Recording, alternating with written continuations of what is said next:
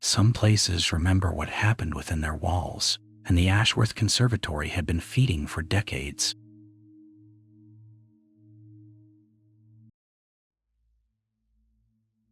Maya had photographed abandoned places for 3 years, but the Ashworth Conservatory was different.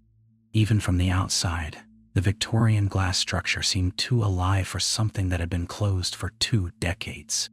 Vines pressed against the inside of the glass panels like trapped hands, and the morning light filtering through cast everything in an unhealthy green.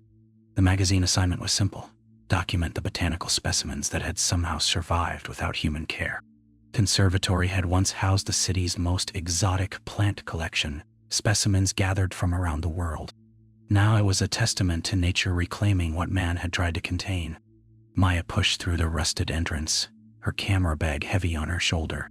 The humidity hit her immediately, thick, almost liquid air that made her skin feel slick within seconds. But it was the smell that made her pause. Sweet, yes, but wrong somehow. Too concentrated, like someone had gathered every flower in the world and let them rot together in beautiful decay.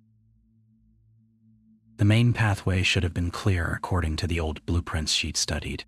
Instead, she found herself navigating between massive ferns that arched overhead like cathedral ribs. The plants were stunning. She'd never seen growth so lush, colors so vibrant. Her fingers itched for her camera, but something made her hesitate. These weren't random jungle overgrowth. The plants were arranged, positioned, as if someone had been tending them, guiding their growth into deliberate patterns that drew the eye deeper into the conservatory's humid heart. Maya raised her camera and took her first shot, the flash briefly illuminating the space around her. In that stark moment of artificial light, she could have sworn she saw the nearest vine twitch. Just slightly, just enough to make her lower the camera and stare. The vine hung motionless. She moved deeper, following what seemed to be a natural path between the massive planters. Orchids bloomed impossibly large, their petals thick and waxy. Jasmine cascaded from broken support beams, its scent so powerful it made her dizzy. And everywhere, that underlying sweetness that seemed to coat her tongue and lungs. Her next photograph captured a section where roses had grown into a perfect spiral pattern, red petals so dark they looked black in the green-filtered light. Maya stared at the image on her camera's display. In the photo, she could see gaps between the plants that formed a clear pathway deeper into the conservatory. But when she looked up from the screen, she couldn't see that path with her naked eye. The scent was getting stronger. Each breath felt thicker, more substantial, as if the air itself was becoming something she could taste. Maya touched her throat, suddenly aware of how the sweetness seemed to cling there, coating everything. She took another step forward and the plants seemed to lean in just slightly, as if curious about this new visitor who had wandered into their domain. 20 minutes deeper into the conservatory, Maya's head felt light and strange. The sweetness in the air had become so thick she could barely taste anything else. When she tried to drink from her water bottle, the liquid tasted like nectar, viscous and cloying. The plants were definitely moving now. She'd given up trying to convince herself otherwise. Nothing dramatic, just subtle shifts when she wasn't looking directly at them. A branch that had been pointing left now curved right. Flowers that faced away from her gradually turning to follow her movement through the space. She stopped to photograph a massive passion vine whose flowers were unlike anything she'd ever seen. Deep purple petals with veins of gold that seemed to pulse with their own light. When she reached out to adjust a leaf for better composition, the stem bent toward her hand before she could touch it. Maya jerked her hand back, heart hammering. The flower swayed gently, as if moved by a breeze that didn't exist in the still, humid air. That's when she noticed the residue on her fingertips. She hadn't touched anything, but her skin was covered in a thin, oily film that reflected the green light like tiny prisms. She rubbed her fingers together, trying to work it off, but it only spread. The sensation was warm, almost tingly, and entirely wrong. Panic rising, Maya looked for the exit. The path behind her should have been clear. She'd been careful to note her route. Instead, she found herself facing a wall of vegetation so dense she couldn't see through it. broad leaves pressed together like they'd grown there in minutes rather than years. The tingling in her fingers was spreading up her hands now, and with it came a strange numbness. She could still move her fingers, but the sensations felt distant, muffled, like her nerve endings were being wrapped in cotton. Maya pushed through what she hoped was a gap in the foliage, branches catching at her hair and clothes. The scent was overwhelming now, making her thoughts feel fuzzy and disconnected. She could taste colors. The green of the leaves was bitter, the purple of the flowers was metallic, the golden veins tasted like copper pennies. Every surface she brushed against left more of that oily residue on her skin. Her arms were coated up to the elbows now, the tingling sensation creeping toward her shoulders. When she tried to wipe it off on her jeans, it just spread to the fabric, staining it with an iridescent sheen. The pathway ahead curved around a massive tree whose roots had broken through the conservatory floor. As Maya rounded it, she froze. The space beyond was impossible, a circular clearing that definitely hadn't been there when she'd entered.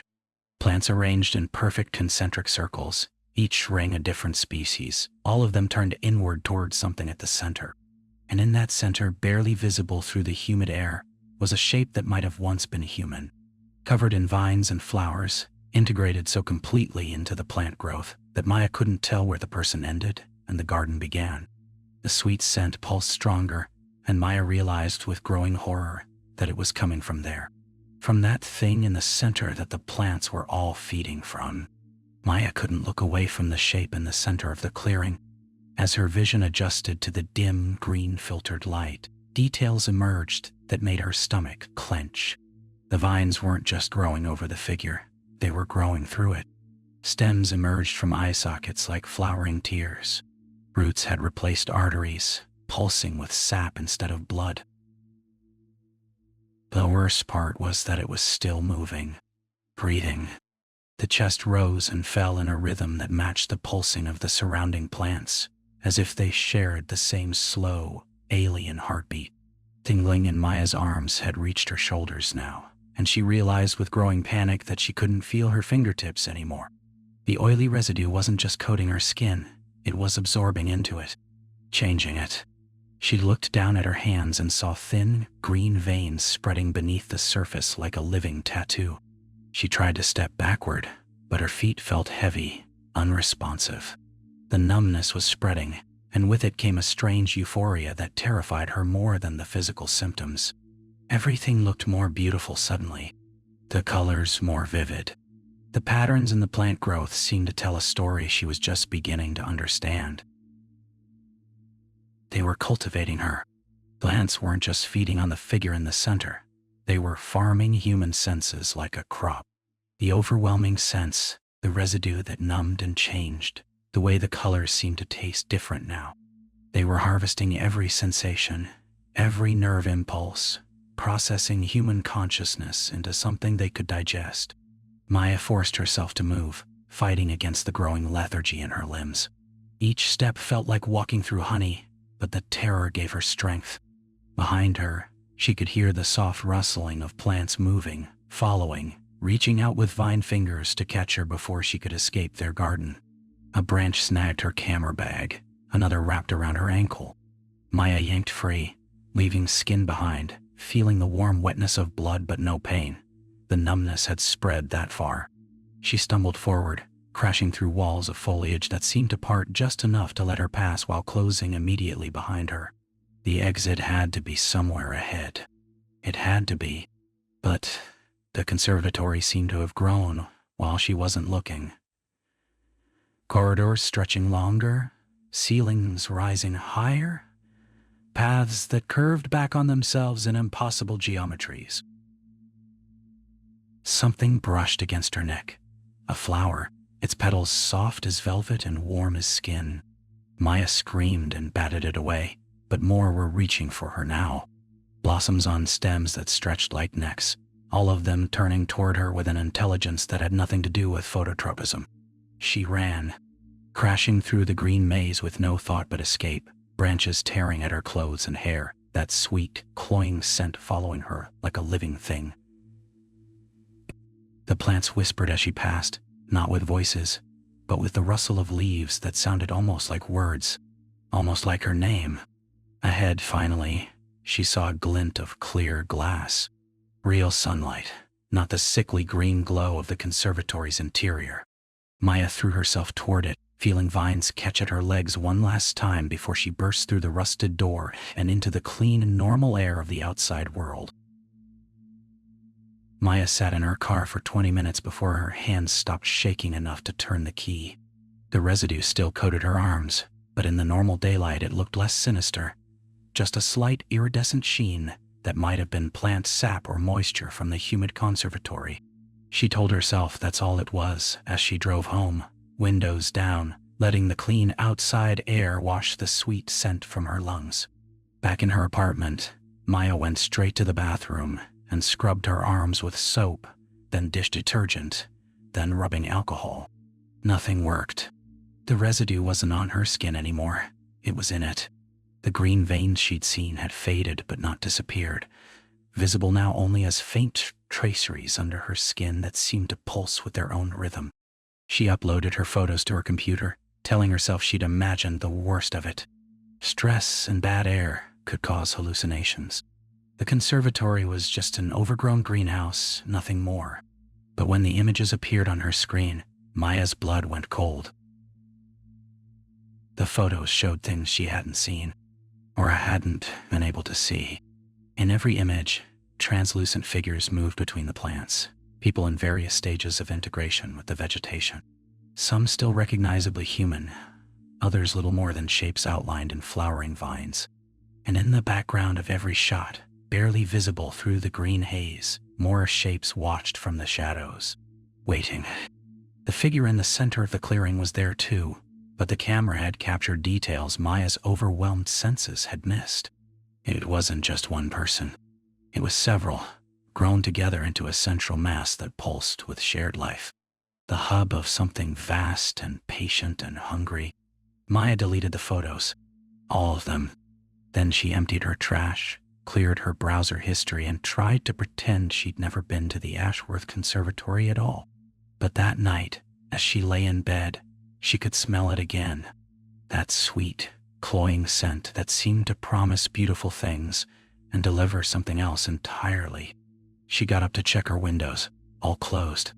She searched her apartment for flowers, potted plants, anything that might be producing the smell. Nothing. The scent was coming from her skin, her breath, her pores.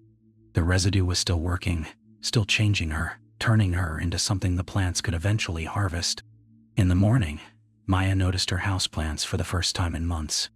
A small pothos on the windowsill, a snake plant in the corner. Normal, everyday plants she'd barely paid attention to. But now they seemed different, attentive. The pothos had new growth, vines that stretched toward her bed, toward where she slept. The snake plant's thick leaves had turned slightly, angling toward her morning routine like flowers following the sun. Maya backed toward her front door, watching as the plants swayed gently in the still air of her apartment.